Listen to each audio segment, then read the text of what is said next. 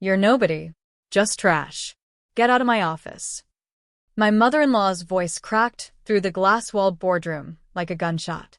Conversations froze. Pens stopped moving. 12 executives stared at me as if I'd been dragged in off the street instead of invited to a quarterly meeting. She didn't lower her voice. She wanted witnesses. People like you don't belong here, she continued, lips curled with disgust. Security, escort her out. For a second, the room tilted. Not because I was shocked, but because I finally understood something I'd been pretending not to see for years. My name is Evelyn Ross. I'm 34. I'm married to her son, Daniel. And until that moment, I was the invisible woman standing behind a multi-million-dollar empire, pretending I was nothing more than decoration. I stood slowly, smoothing my palms over my coat, feeling the heat of every stare. Daniel sat at the far end of the table, eyes fixed on his laptop. He didn't look up. He never did when his mother decided to humiliate me. Silence was his specialty. My mother-in-law, Margaret Ross, owned Ross and Hale Logistics. At least, that's what the world believed. Freight contracts, government tenders, international shipping lanes. Her name was on the building, her face on magazine covers. But the money? The money was mine. Not inherited, not gifted, not borrowed.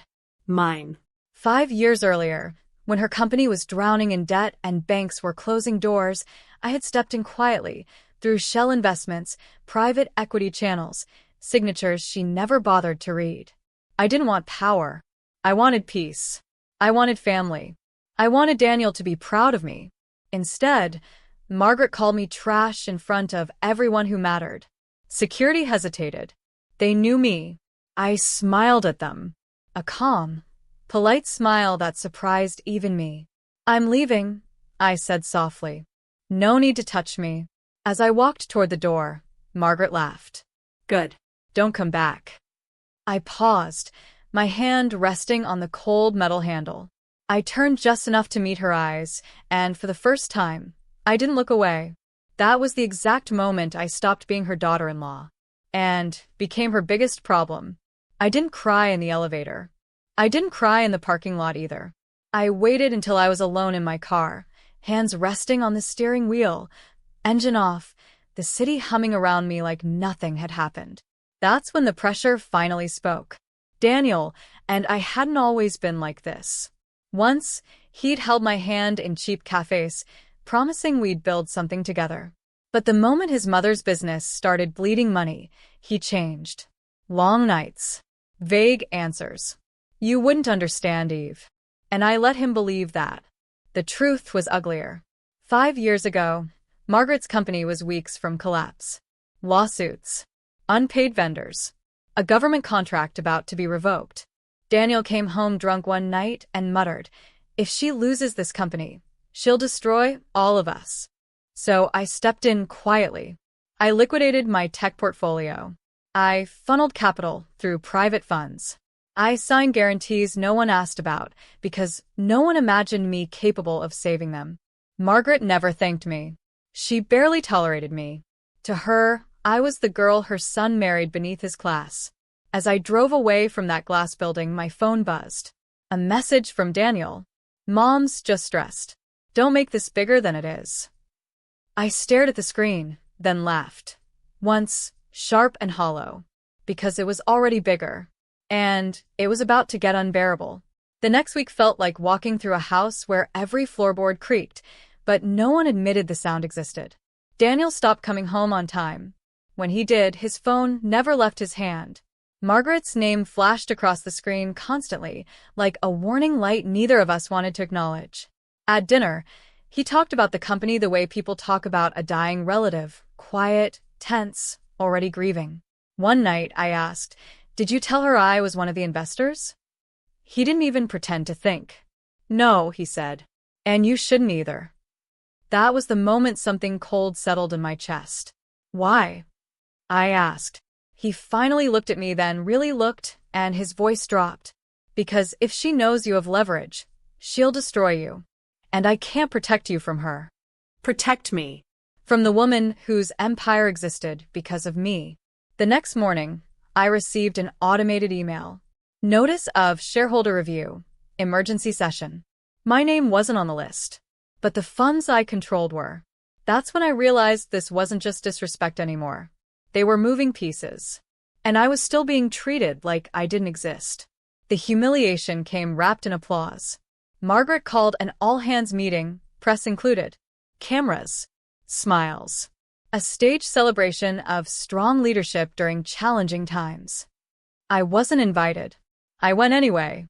I stood at the back as she took the stage, pearls glowing under the lights.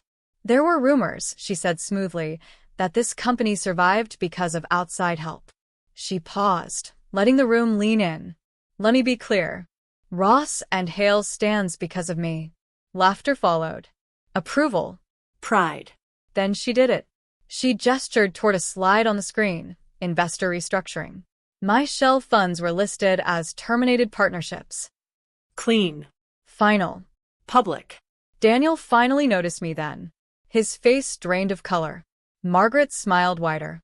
We've removed unnecessary influences, she said. No more dead weight. The room applauded again. I didn't move. I didn't breathe. Because she hadn't removed me. She'd exposed herself.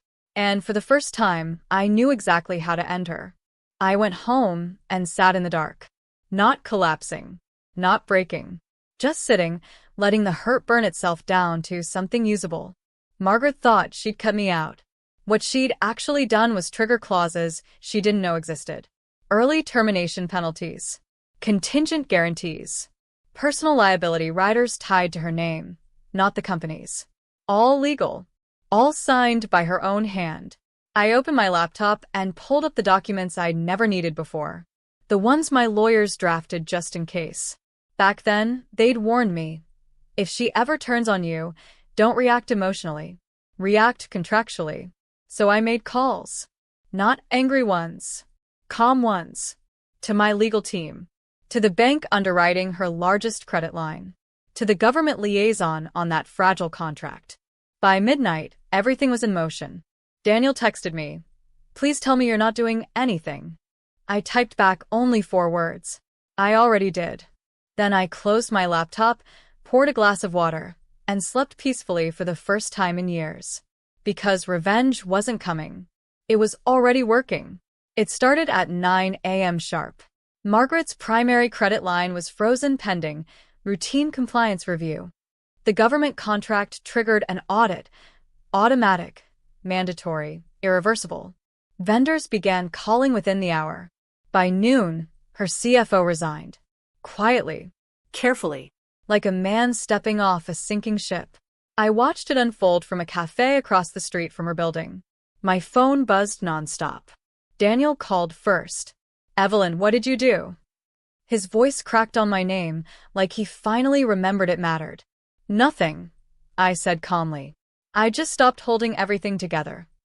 At 2:17 p.m., Margaret stormed into the cafe. No pearls. No smile. Just fury barely contained in shaking hands. You, she hissed.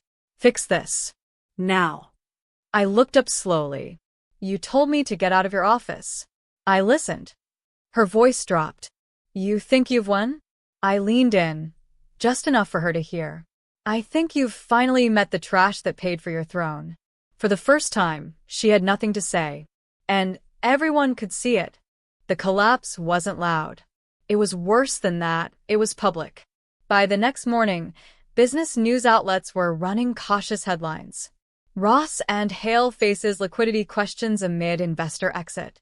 By afternoon, they stopped being cautious. Margaret didn't call me again. She sent Daniel.